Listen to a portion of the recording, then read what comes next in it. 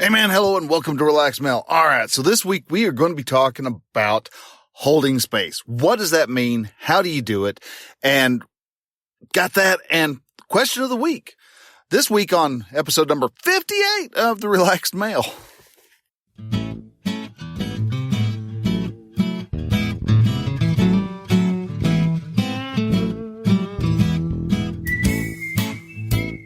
Hello and welcome to Relaxed Male, podcast that helps men change their relationship with themselves. I am your host, Brian, and I am a men's life and mindset coach who is here to help you understand that you don't have to suffer at your own expense. You can live your dream, and I encourage you to set, then pursue your goals. So join me as I change the mindset and attitudes of men so that they can be the leaders of their families and their destinies.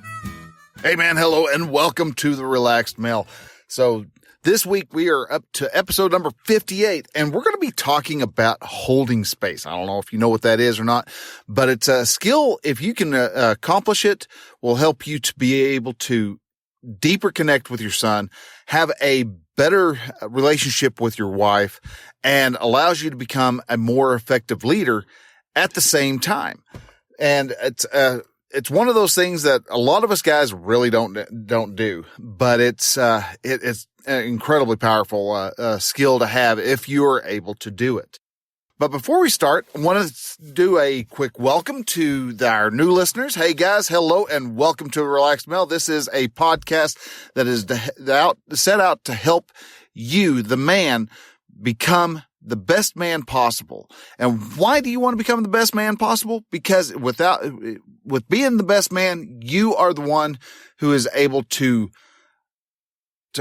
more effectively lead, more effectively be there for your kids. Your wife actually finds you more attractive. So becoming the best man possible, you have to focus in on yourself, which blows everybody away. And that's what this show is about. I want to make sure that you are the man that your family and your town and society needs you to be. Because believe it or not, no matter what people are saying and what you're hearing on media, men are important and masculine men are more important on top of that. So way we start every show off, or try to start every show off, is I have a question of the week. Now, if you want to ask a question of the week, that is awesome. I'd love to have a question sent over to me. You can do so by going to relaxedmail.com/contact, and that will send you over to the Contact Brian page, and that will actually, you can fill out the form, leave name, email address, yada, yada, yadas, and I will actually even let you know when that particular episode goes live. And that way you're able to hear yourself on the show, and I will, and hear your question. If you actually want to even record your question, I would even welcome that. Just make it a real short, tight question and send it over, as an attachment if it'll fit. If you can save it as a wave, that's even better, but I'll take MP3s too. And once you save your question and mail it over to me, I'll actually drop it into the actual question itself. Want to see if we can get some more people actually asking questions. But in the case when I don't have a question to actually to ask, or somebody asks me a question, I've got a lot of questions to ask. But if no one asks me a question, then what I'll normally do is I've got a couple of Facebook groups that I jump to, and a lot of times I'll have a question that really fits, or I'll jump over to Quora. And this question, the question this week actually comes from Quora. And the question is, do you believe in living a fake life until you make it? Now, I believe the person actually was asking, do you fake it till you make it? But because of their mindset, they actually stated it wrong. Believe in living a fake life until you make it. Faking it till you make it doesn't mean you're faking. You're being a fake. And that's what a lot of people actually take wrong. They take the thought that if you're not being your authentic self, if you're not being the broke person, if you're not being the loser that you think you are, then you're living a fake life. And no. So I see them stuck in this victim mindset while asking this. Do you believe in a fake life until you make it? No, I don't believe in that. But I do believe in faking it till you make it. And there's a big reason as to why. Because when you fake it till you make it, it's not about being fake. It is about living at the level that you want to be at. If you are starting a business and you've never run a business before, well, if you're sitting there going, well, I don't know what to do. I've never been there. Well, you're living in the past. You're living off of past life experiences, and those past life experiences, yeah, they can help you. But when you're trying something new that you've never done, it's not serving you because one, you've never done it. So you don't have any skills to actually be able to learn off of and to grow from. So you can't be in the past. Being in the past holds you back. And I'm probably going to be talking about that here in a couple of weeks. Next week, I'm going to see if here in a bit, I'm actually going to go ahead and record next week's episode if things go right. And I'm going to have my son on board. So we'll see if that works out or if he ends up getting called away by some of his friends and they are out to doing whatever it is they do to conquer the world. But so when you are trying to fake it till you make it, what you're actually doing is you're getting your mind set as if you've already accomplished whatever your goal is. If you're running a business, you want to start trying to act, think, and behave like you already have your business up and running. You want to live in that future part so that you actually start having the mindset. Your mind will actually start bending over to where you're living the life that you want to live. Because if you're living in the past, you're the broke dude. You don't have any money and you're going to be going, I can't do this. I'm broke. I have nothing. There's nothing for me to run off of. And so you're going to keep holding yourself back. And anytime you get anything above your boundary of comfort, once you get outside of that comfort zone, all of a sudden you're going to sabotage yourself because all of a sudden you're not in that area that you're comfortable with. So you want to get back. So you get that upper limit challenge that Gay Hendricks talks about in the Big Leap. If not read it, good book. Check it out. So do you believe in living a fake life? No. Do I believe in faking it till you make it? Yes. Now, if you're trying to fake it and you're still stuck in the past, it's not going to work. But if you fake it and you're actually truly living like you are making $1 million a year, you're going to act like it. Now, making $1 million a year doesn't mean you just go out and you buy the most expensive stuff. That's a broke person's thought. You're trying to show off that you've got a crap ton of money, and that's not the case. It's not about having a crap ton of money. It's about the mindset. A broke person, or a millionaire actually won't buy stuff. Do you know that broke people are the ones who go off and buy brand new cars? Millionaires on the whole don't buy brand new cars because they are taking such a financial hit with that car the moment they sign their name to a brand spanking new car. So most of them won't buy a brand new car. They will buy a slightly used car. So somebody else, the broke person, actually ends up taking the financial hit. And then whenever the car gets repossessed, and then the rich person comes in and buys the car for pennies on the dollar.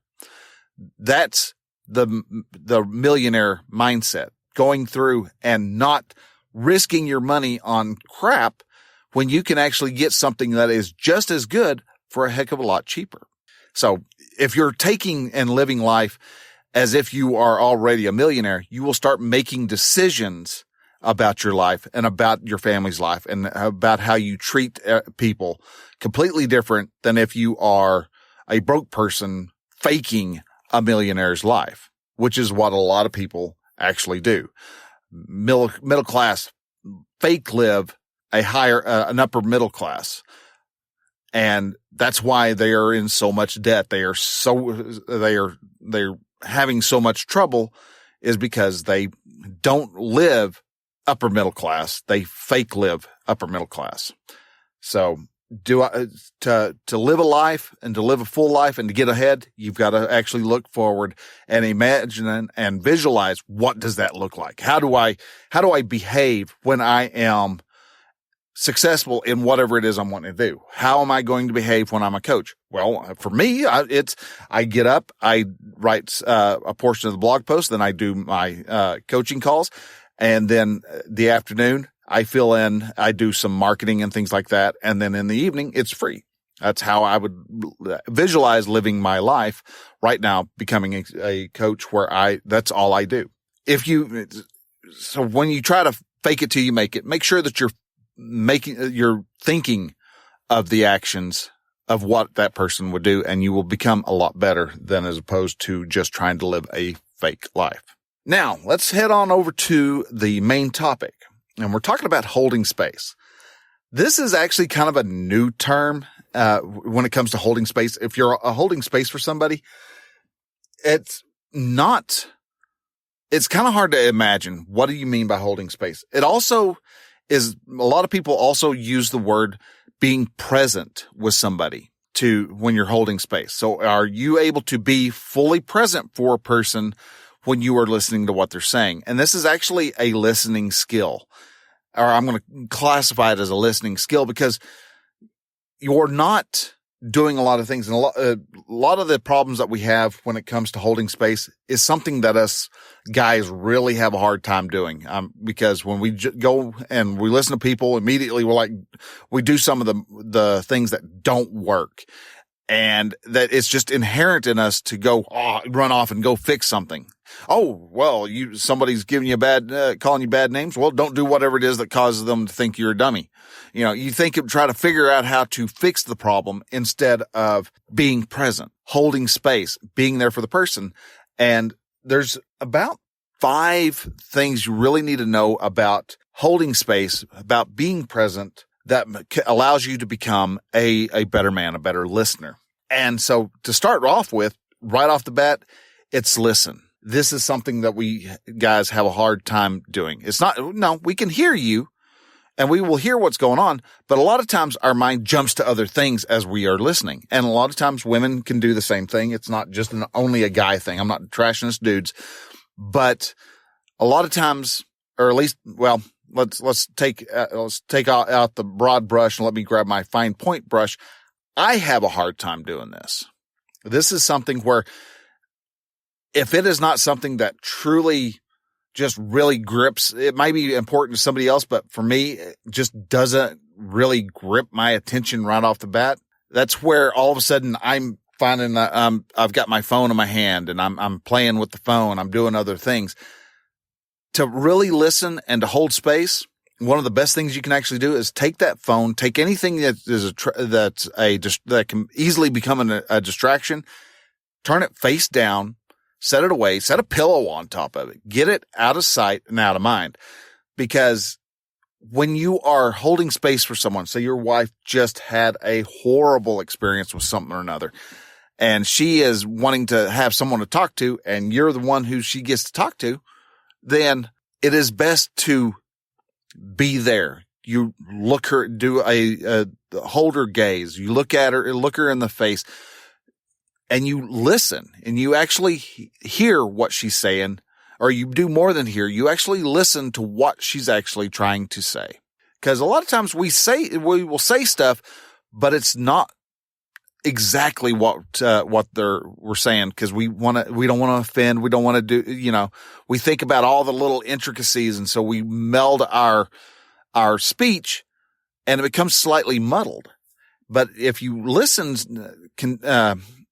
directly, you can actually come to hear what's actually trying to be said.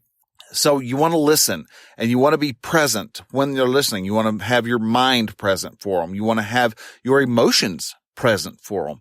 Give them space so they can truly open up to what is on their mind. When us guys listen, so many times our mind jumps over to, well, we could fix this and we could do this, or we could do this, or maybe if you try this, or maybe this other thing. And the whole thought process that we are there, while we're trying to process these other thoughts, our thought in our mind is not with the person we're talking to. Whether it's our son trying to explain why it sucks going to his high school, or your daughter is explaining, trying to tell you why her girlfriend that she hangs around with all the time is supposed to be her best friend, always stabs her in the back. And you're going, but well, if she's your girlfriend and your best friend, I don't think that's we'd want to jump to let's point this out and let's make these obvious, thoughts present so that we can alleviate the problem. And every time we're trying to alleviate the problem, we're not with our loved one who we're supposed to be listening to, who we're supposed to be holding space for. So listening, it's tough. Our mind wants to run around it. And the instant you notice your mind's running to something, gently shove it back over into listening mode, where you're listening, hearing what they are saying, and get those little nuggets of emotion and what they're feeling and and what they think the actual issue is. Because 90% of the time, especially with our wives, they don't want a solution. They want to use us as a sounding board because they process their thoughts audibly. Not all the time, but a good amount of the time. Another issue I've kind of alluded to already is there is no problem solving when you're holding space. Not the time, not the place for it. You're just to be there for them, and you're supposed to listen. A lot like that video, classic video. It's Not About the Nail, where you have the man and the woman talking, and the woman's trying to explain this problem that she has, and she's got all this pressure on her forehead, and her sweaters are snagged and all this, and it's because she's got this nail stuck right in the middle of her forehead. And every time she starts talking about it, the guy's like, well, maybe we could take that nail out and it would fix the problem. He's problem solving. He's like, well, let's take the nail out. And I bet you, and she's not wanting to, she knows the nail's there. She knows what's causing it, but she wants to just sit down and talk about it, because the moment he stops and says, okay, fine. And he listens to her, and you see him struggle, and he's like, well, that must be hard. All of a sudden you see the connection. It's like, well, thank you. Yes, it is hard. It's just wants to have her emotions validated. Is she actually supposed to be feeling like this is such a struggle? Well, she's got a nail in her head. Yeah, there's going to be a damn struggle. But because she doesn't want to address it's not about the nail in her forehead. It's about how she feels. And that's a lot of the main struggle between men and women, is we look at what the problem is, and we are instantly wanting to come up with practical solutions to the problem. And women, they know what the solution is.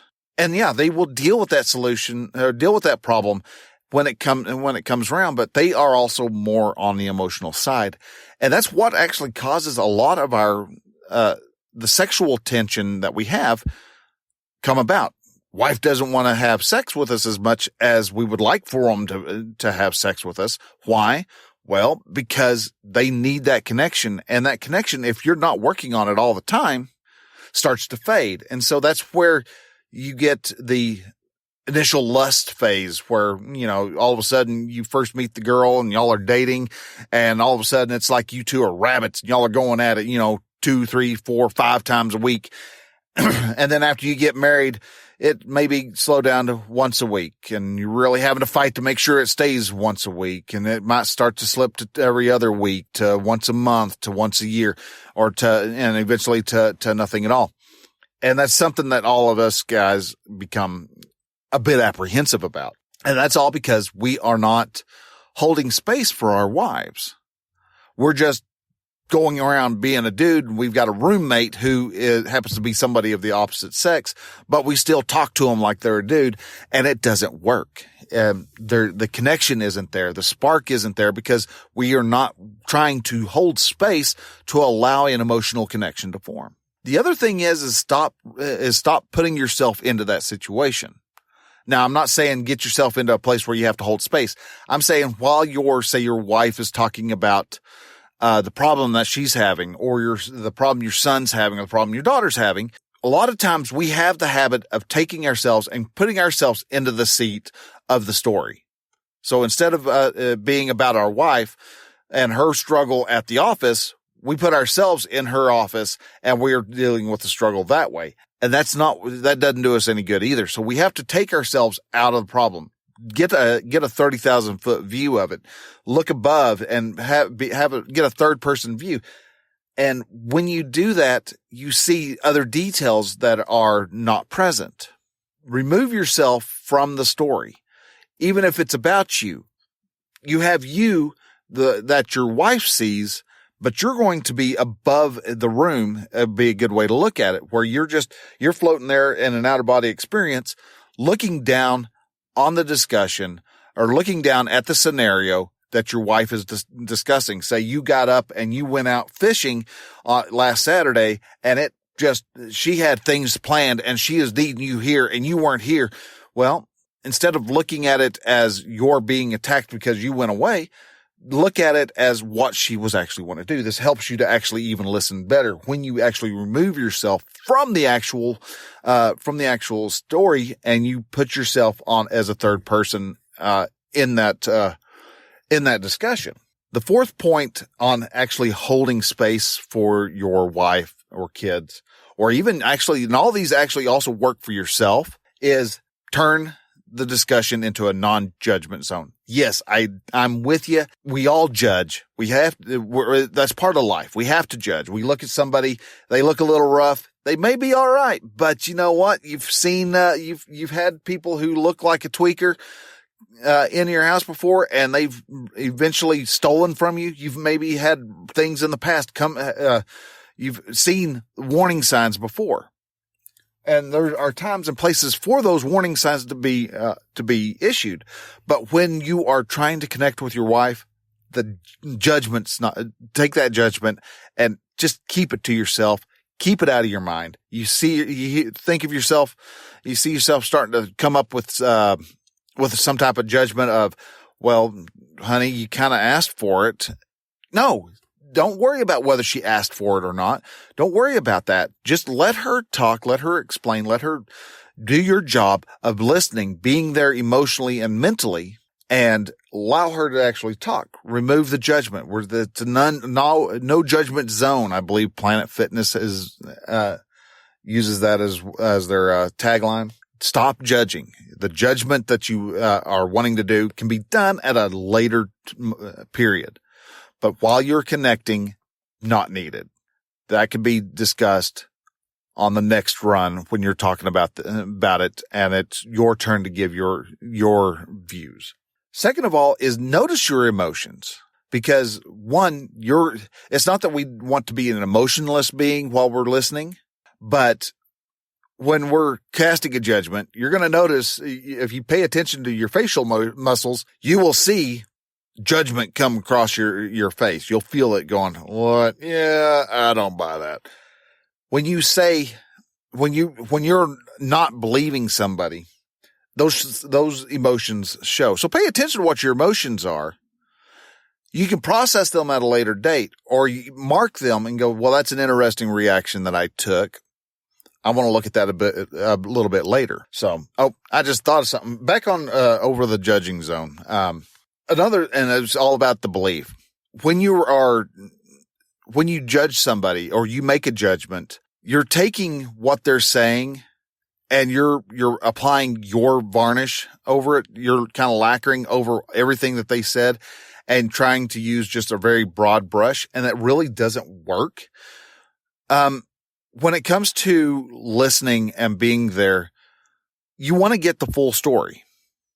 Don't jump in there face first going, well, I don't believe you. And that's one thing. Do not say, yeah, there's even when your kids are telling a story and it's something far fetched and there's no way that actually happened, to stand up and go right off the bat, I don't believe a thing that you just told me. Takes any trust that they had built and you are just wiping your butt with it, throwing it in the trash and saying, I don't care about your trust. When it comes to your kids, like your wife, you have to build trust in them. They have to be able to trust you that you're going to be there for them. Yeah, you're going to be the man that gets things done, But being a man also means you have to be able to listen and be an effective leader. And when you just run in like a bull in a china shop, you're not being a very effective leader. So that's another reason why the judgment zone needs to be taken out. There's no judging. Allow the stuff to be said. Let the chips be laid out, and you can then process everything and give your opinion at a little bit later time. Because once all that is said and done, and the person's given their story, they will usually ask what your thoughts are. You ask, what's your opinion on this? How do you think this should be handled? When they comes to that, then it's your turn. Time and place for everything. When they're talking, just shut up, let them talk, and you can carry on with what you need to do.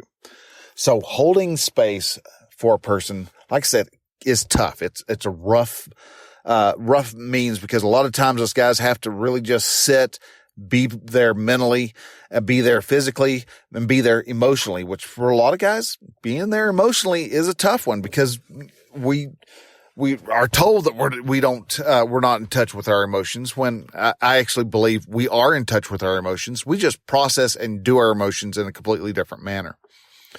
But to take our emotions and set our personal emotions off to the side and understand the emotions of what our wife and of our kids are at that moment, and see if we can understand why they feel that way, and to help guide them to a means of and coach them to change how their mindset is with that particular instance. We are leading them. They are looking to us when they come to us and needing our insights and wanting to vent to us.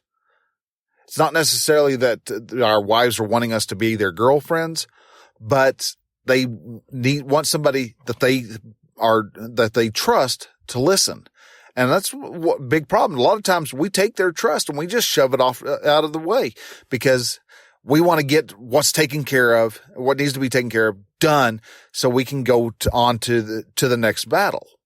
And when we do, there's casualties, and those casualties are usually the emotional trust that our wives and our kids need in us.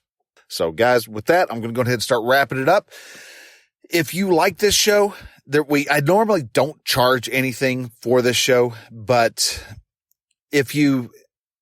I do have one small announcement, and I'll get to that after this.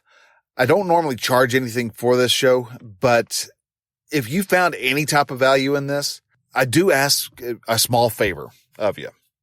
That favor being, take this podcast episode and your whatever podcast listening app you have.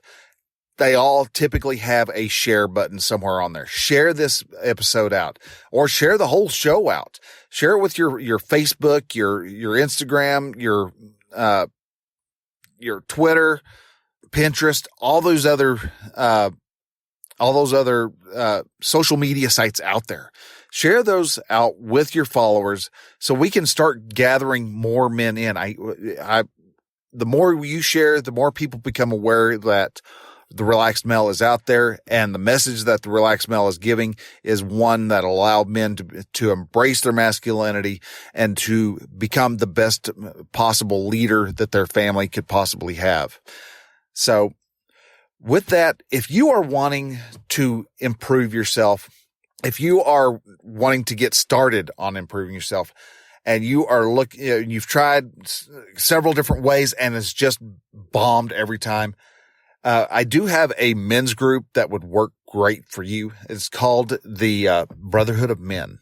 Now, the Brotherhood of Men is, like I said, it's a men's group, but we utilize the mastermind principles. It's not just mastermind where I'm doing all the talking, blah, blah, blah. As a matter of fact, I'll probably be doing the least amount of talking on here. What we do is we take, each guy has each week they have we have a hot seat, and the guy whose turn it is, they get the hot seat. They talk about what their biggest problem is that they're facing in their life for that time period. What are they trying to overcome? And when they get that done, they get allotted, 15 to 30 minutes. After that, the other guys suggest solutions, and we all help each other to become the best man possible. And when it's time to face the music, say you got a goal that you need to set, well, that mastermind group, the Brotherhood of Men, is an accountability group too.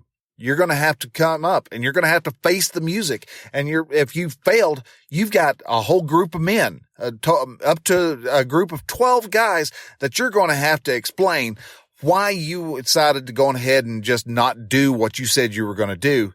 And then have to face the disappointment that they are probably going to be shedding upon you. Yeah, it sounds uncomfortable, and it should be uncomfortable, because if you said you're going to do something and you're not doing it, then guess what? You're losing integrity. And one of the biggest things about a man is you got to have integrity, right? So the Brotherhood of Men is a group that pushes you to achieve those goals. You're wanting to have your wife notice you again.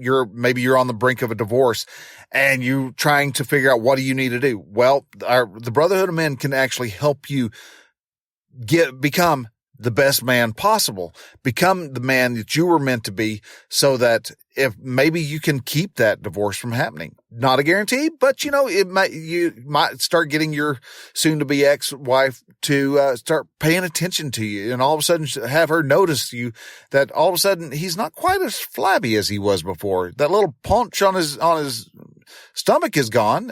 There's nothing there. There's no six pack, but he's a little bit leaner, a little bit trimmer. He's going out. He's getting up at a certain time and he's going out and he's doing something. What is he doing? I have to ask him about it. Oh, wow. He's working out every day. And I've noticed he reads a lot more. And why is he reading? He's improving. He wants to become a better man. And you start making these little choices and these little decisions and these little actions that become noticed by your wife. And she all of a sudden is going, oh, he does want to be a better guy. He's not out just to be the dumbass that the television shows are all set out, make men to look. He's actually trying to be the best man. If I don't pay attention to him, some other woman's going to pay attention to him, and I can't have that. And so with the Brotherhood of Men, we help you become a great man. And with a great man, you become the uncommon man. And so become that uncommon man, and by joining up with the Brotherhood of Men. And you could do so by going to relaxedmale.com/brotherhood. Sign up today and start seeing what direction your life goes in this new year. Like the show, guys, go over to relaxedmale.com/podchaser. That's PODCHASER. That'll take you over to the Podchaser page, and you can actually leave a rating or review there. Love for us to get some rating or reviews going over on the Podchaser page, because it would help. Their whole setup there is just absolutely amazing. Allows for you to see, hey, Brian's gotten all these guys available on his show, and there's what else has Terry Tucker been in? And you can, which is one of our guests I've had. You can go and you can see that Terry Tucker's been on all these other shows. It's a great way to expand and discover new shows, to understand, see why this show is good, because you've got people reviewing. And the only way you can get people reviewing is if you go over there and you actually leave a review. So please leave a rating or review over at podchaser.com/relaxedmale. And I would be tremendously happy. All right, guys, y'all take care. You have a great week. I've chewed the ear off enough, and we will talk to you later. So till then, bye.